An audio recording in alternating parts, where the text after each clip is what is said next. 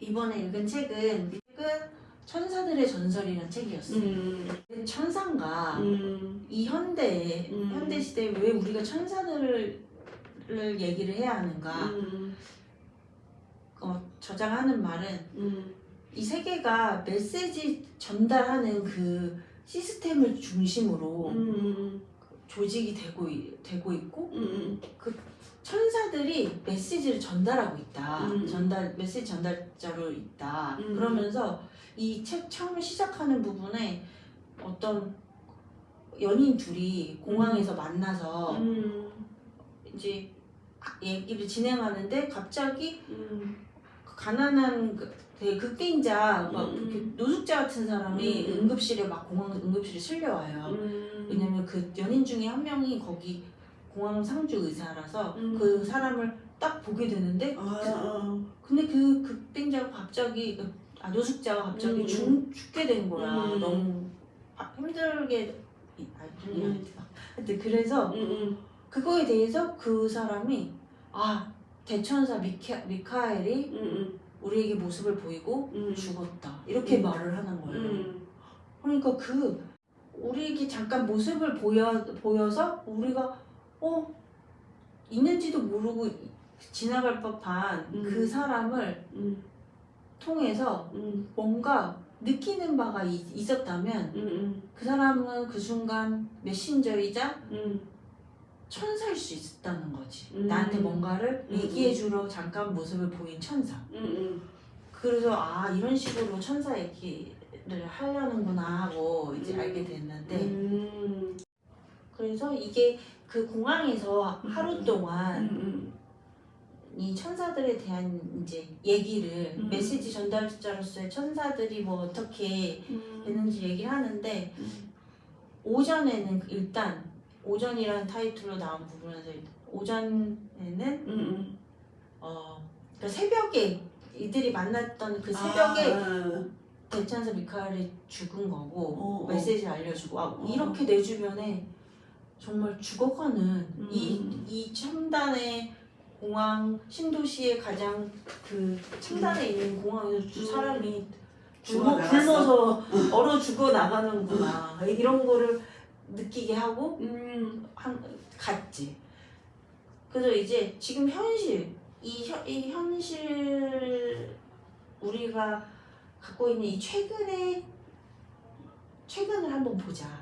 봤을 때 우선은 신도시들 그런 메가시티들이 되게 막 매끈한 모습으로 이 세상의 최상층부에 있고 그리고 그 밑에 여러 나라들이 이제 걔네들을 백업하는 그냥 부속으로 존재하고 있는 모습이다. 근데 우리는 어느 정도 그 부분은 약간 인정하잖아요. 그치. 생산 기지로만 그냥 있는 나라도 있고. 근데 그치. 근데 이 작가가 보기에는 사실 이미 우리는 너무 이 신도시가 만들어질 정도로 기술이 너무 발달했어 이미. 너무 첨단의 기술과 그 과학 지식과 이런 게 다 있어서 모두가 노동할 필요도 없고 인류 전체가 다 이걸 공유할 수 있는 하여튼 그 지금의 그 가능성은 다 있는데도 느리다. 안 하고 있다. 그래서 한쪽에서는 그런 오래된 그런 뭐 부족 국가나 그런 데들이 굶거나 뭐 전염병 걸려서 막 죽고 있다. 그래서 이렇게 게다가 또 뭐 나라별로 지금은 다 되게 민족주의해서 자기네의 이익을 위해서 맞아. 온니 자기네 기술력을 안 뺏기려고 되게 국지화로 각자 자력 경쟁하려고 막 이러고 있는데 이런 것들을 이렇게 집약되는 시간들을 좀 통합할 필요가 있고 그게 사실 이미 근데 진행 중이다. 막 지식의 클라우드화 그리고 AI 그러니까 모든 지식을 이제 한 곳에 모으고 있기도 하고 통합이 되고 있는 상황이기도 하다. 유튜브도 약간 그런 역할을 하고 있고 플랫폼 맞아. 근데 문제는 우리가 그거를 천사들의 말이구나.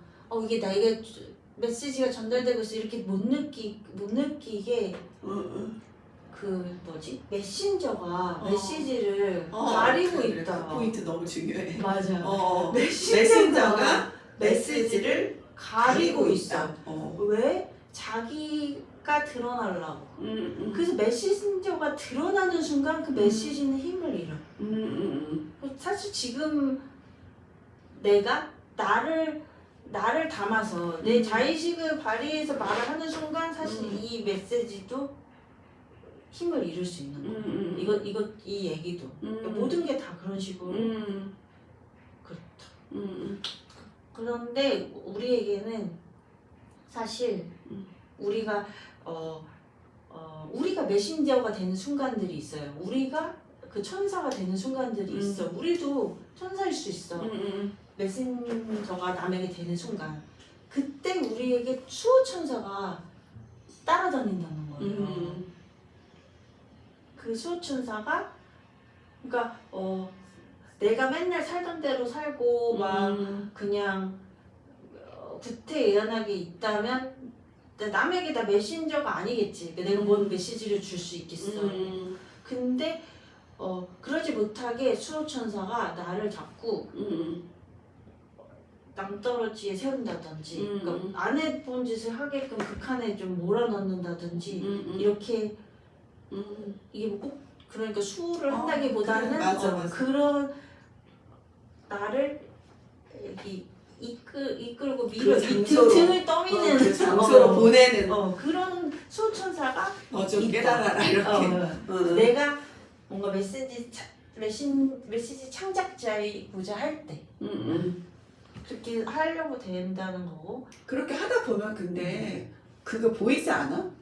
자꾸 보이잖아 이제 조금씩. 그쵸. 이게 단지 그럴 때 수호천사가 나를 도와준다는 거잖아 지금. 근데 그렇게 생각하기가 조금 막 그 상황에 닥치면은 조금 어렵잖아, 그렇지? 그치. 그때 그렇게 이제 오전이 갔어요. 천사들에 대한 설명이 오전에 이루어진 거야 지금. 이제 정오에는 삼종기도가 울리는 시간이에요. 삼종기도가 뭐냐? 세 번의 종. 그렇죠. 그게 너무 중요하지, 그치? 딸깍.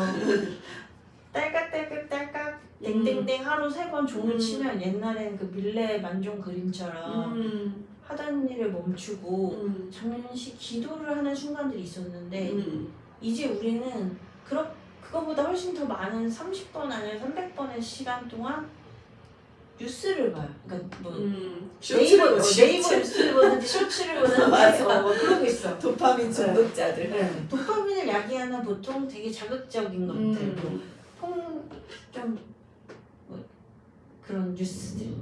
보통 그게 근데 죽음에 가까운 뉴스들이라는 거지. 그래서 우리가 더 비극을 많이 접하고 있다. 우리 내면이라기보다 우리에게 무슨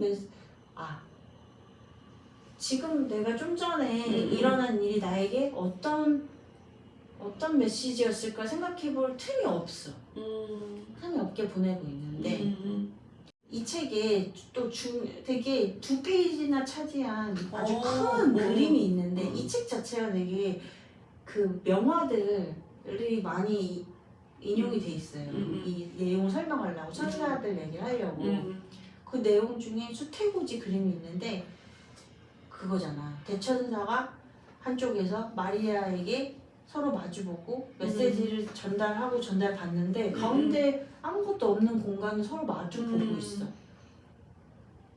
그래서 이 서로 존중하고 있는 이 상황에서 뭔가 메시지가 생겨난다. 좋은 창의성과 좋은 소식이 생겨난다. 그치. 우리가 지금 서로 얘기를 들으려고 하는 자세로 있을 때 이 중간에 안 보이지만 뭐가 좋은 게 생겨나고 있다는 거예요. 플러스 아까처럼 삼종기도 멈춤하고 이 상황을 다시 해석해보면 진짜 좋은 창의적인 창작물이 생겨날 수 있는 거잖아. 그치? 맞아. 그래서 이제 오후가 이제 됐어요.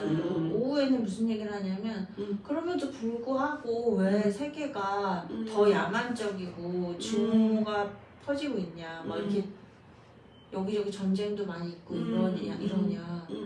그거는 우리가 뭔가 갈망이 있어서다. 그치.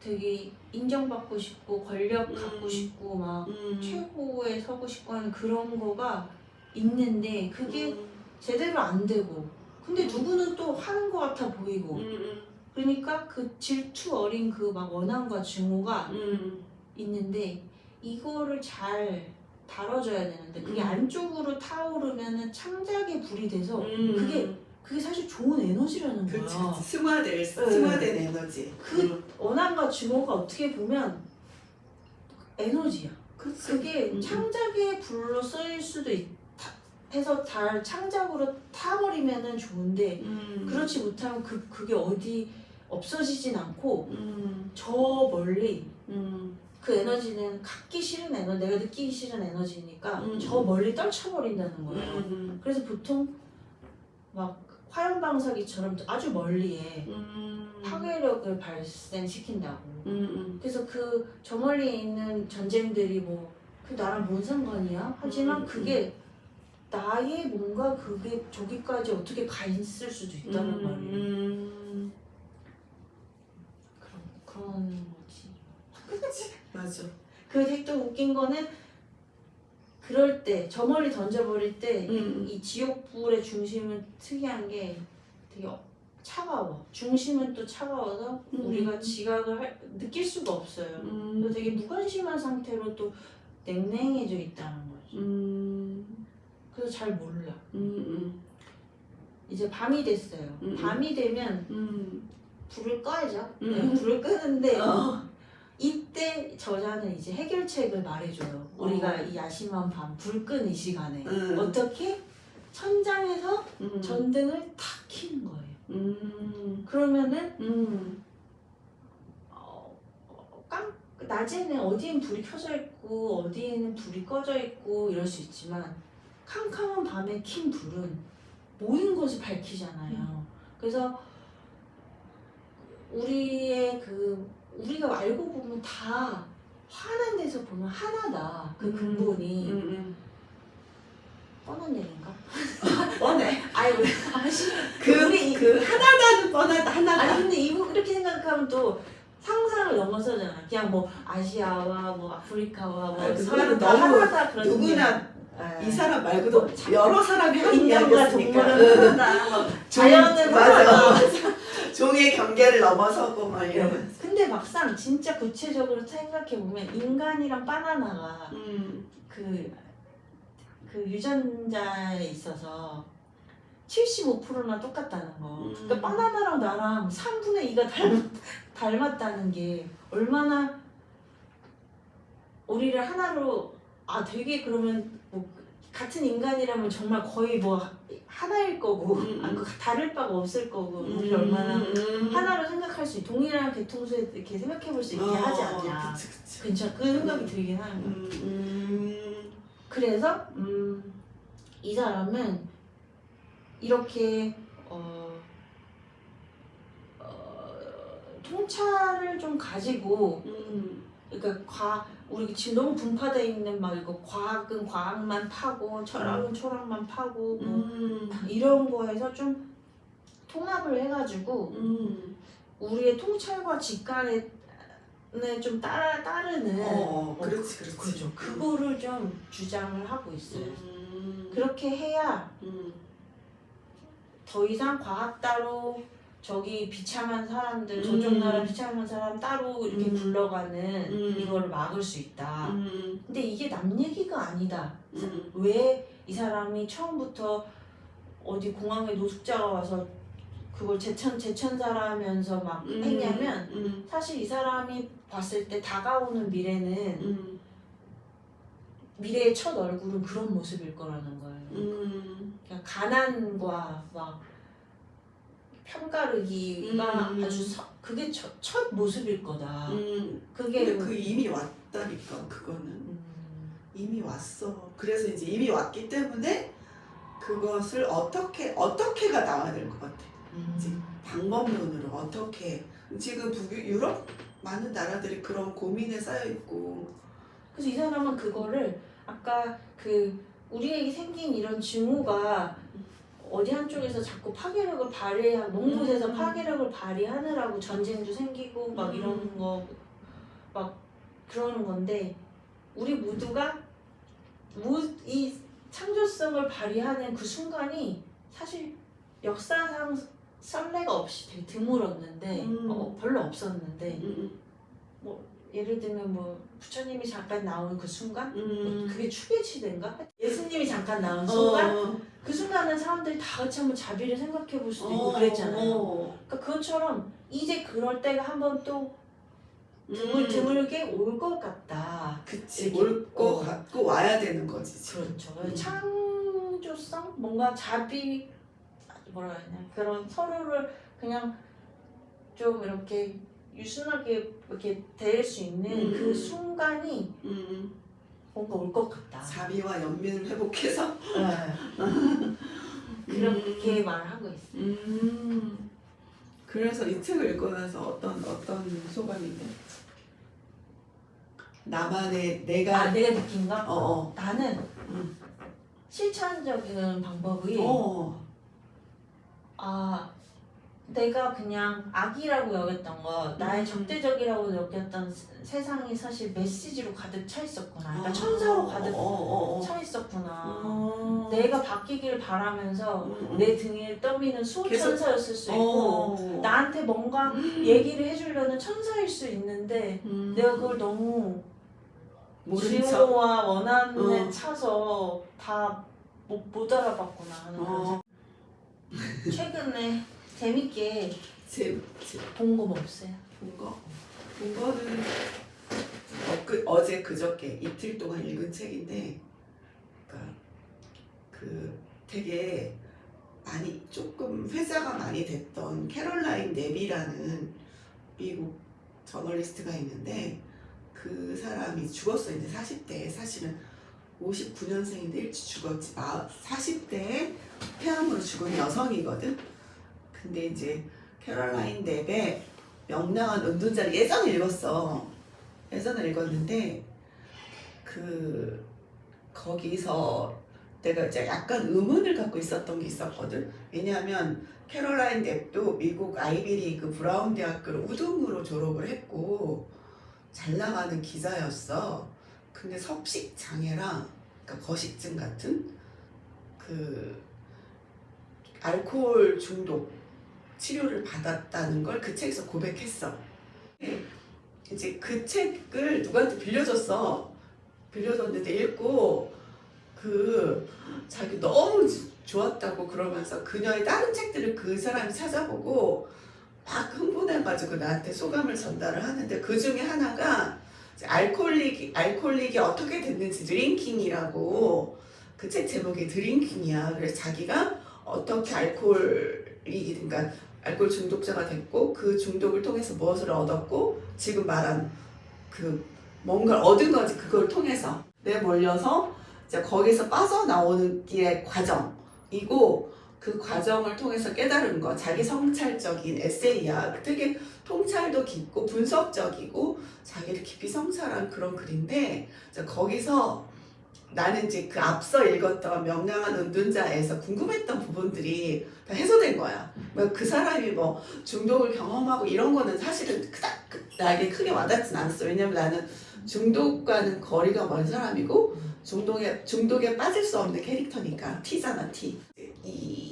이 사람이, 그러니까 캐롤라인이 어떻게 해서 중독에 빠지게 됐는지, 그리고 그게 이제 그 비하인드 스토리를 다 알게 됐거든. 나는 애들을 가르치면서도 늘 그런 이제 농담처럼 맨날 얘기했잖아. 내가 한 아이를 보면 3대가 약간 보인다고.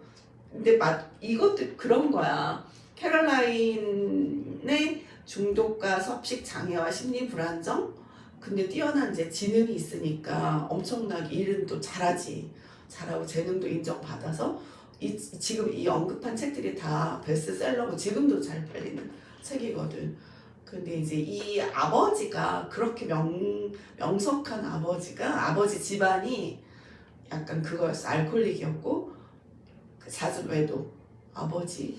이제 그리고 아버지가 늘 얘를 대할 때, 캐롤라인을 대할 때 육친의 아버지 있잖아. 그냥 막 우리 애기 예뻐, 우리 딸 예뻐 하면서 막 안고 막 둥글둥글해지고 이런 아빠, 딸 바보 아빠가 아니라 우리 오빠도 아닌데. 늘 그냥 분석가적 태도를 취한 50분을 이렇게 얘기를 하면서 이렇게 하면서 딱 이런 시선으로 바라보면서 질문을 하고 탐색하기 시작해. 근데 얘가 멍청한 애가 아니니까 캐롤라인도 아빠가 나를 탐색하는구나 하면서 벽을 치기 시작하는 거지. 그 사랑받고 싶은데 다가가서 나를 다 보이면 저분은 또 나를 어떻게 분석할까? 뭐 이런 마인드 때문에 경계를 하는 거야. 그러니까 그 문장에 드링킹이란 책의 문장에 자기 내 두개골을 뚫어서 보고 있는 듯한 시선이 느껴졌다 아버지가. 그러니까 왜 사랑하지만 가까이는 갈 수 없는 그런 대상이었던 거지 아버지가.